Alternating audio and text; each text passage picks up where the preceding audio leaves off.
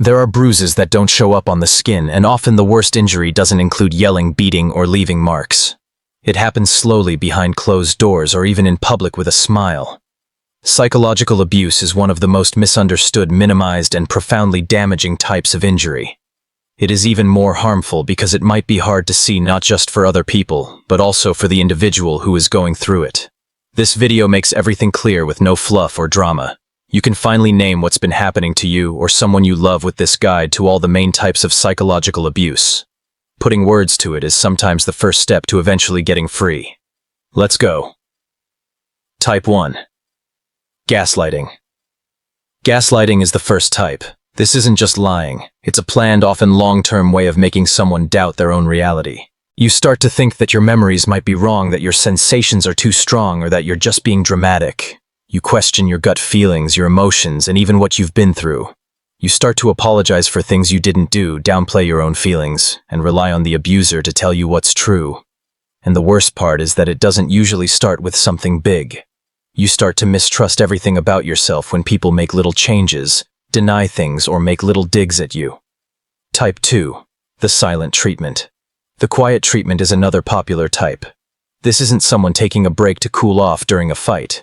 This person is purposely not talking to you, showing you love, or paying attention to you to punish you or dominate you. You could feel like you're not there for hours, days, or even weeks, not knowing what you did wrong or how to solve it, and always attempting to get back in good graces. It turns love into a system of rewards with silence as the punishment for not following the rules. Type 3. Always criticizing. Then there's the gradual burn of always being criticized. It doesn't always sound mean or nasty. It could even look like useful advice or concern. But as time goes on, you start to feel that everything you do is wrong. People always question your choices. You never do enough. You feel like a burden or a letdown. This isn't helpful input. It's a slow way to make you feel worthless so that you can't do anything without the abuser's help. Type 4. Making someone feel guilty.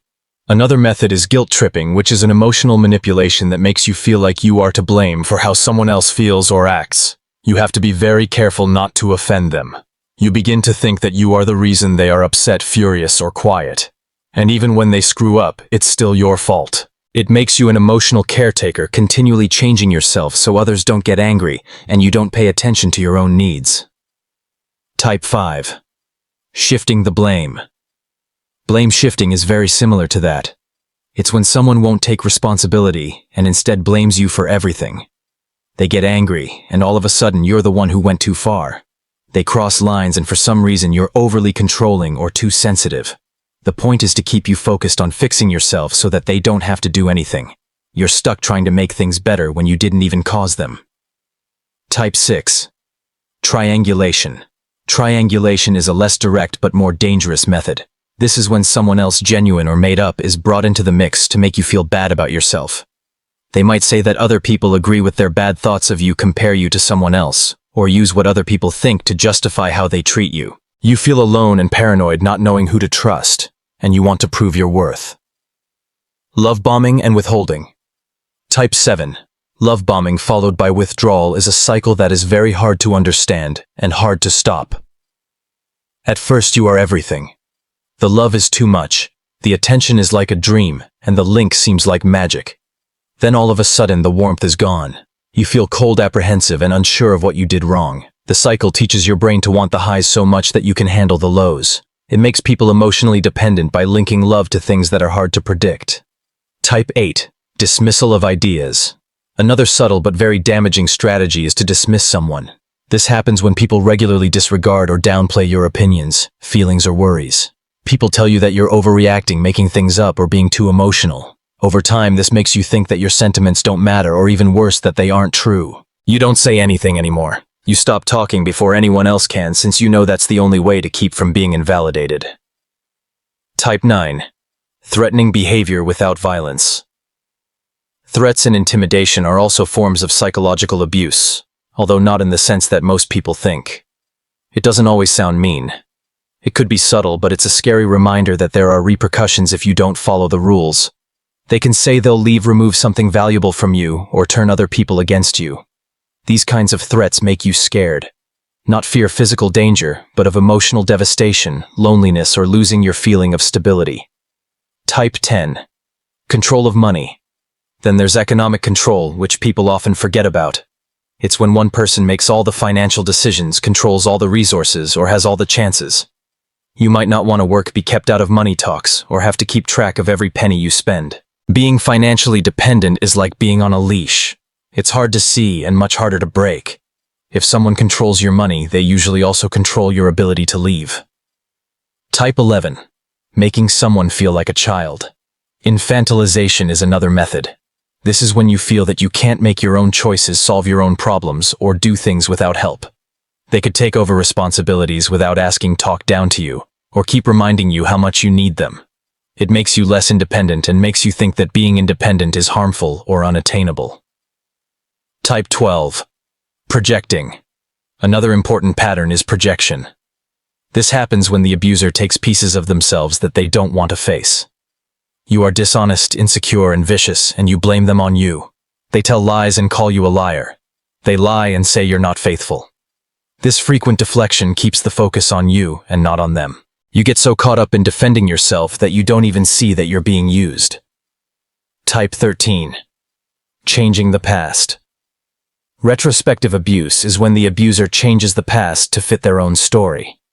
They say things didn't happen when they did, or they change the facts so that you look crazy and they look innocent. You start to doubt your recollection even when you know what you saw. It's a psychological trick that makes you lose touch with your own truth, and it's quite confusing. Type 14. Not showing your feelings. Another most harmful type is emotional withholding. It's not just frigid when someone purposely withholds love, affection, or basic emotional support unless you do exactly what they want. It's planned. To be accepted, you have to act like a certain version of yourself. Because you've been taught that being honest means being in trouble. You start to hide your thoughts and feelings. Type 15. Playing the victim. Last but not least, the victim role keeps changing. You talk about your pain and somehow they become the one who's hurting. When you show worry, they say you're being theatrical or unjust. You establish a limit and they say you're being mean. They take over the story so that you're always the bad guy and they're always the one who's hurt. It makes you feel lost, tired, and like you have to keep saying sorry for what happened to you. The truth is that psychological abuse can be damaging even if it isn't loud. In fact, it's frequently the quiet forms, the subtle manipulation, the emotional neglect, and the secret power games that do the most harm. If you heard something in this video that seemed similar, it's not a coincidence and you're not being too sensitive. You can finally see what's been right in front of you. If this film helped you name something you've been carrying, don't depart silently. Press the like button. It tells the algorithm that this content is valuable, and even more critically, it sends this information to individuals who need it just as much as you do. If you want more brutally honest, emotionally affirming content, with no artificial positivism or sugarcoating, subscribe to this channel. And let me ask you something, which of these types strike the hardest? Leave a number between 1 and 15 in the comments. You don't have to explain. Just seeing your number could make someone else feel less alone. And if you haven't seen my last video, Every Trauma Response Explained in 8 Minutes, you should watch that one next. It connects the links between what happened to you and how you learned to deal with it. Thank you for being here. We are really just getting started.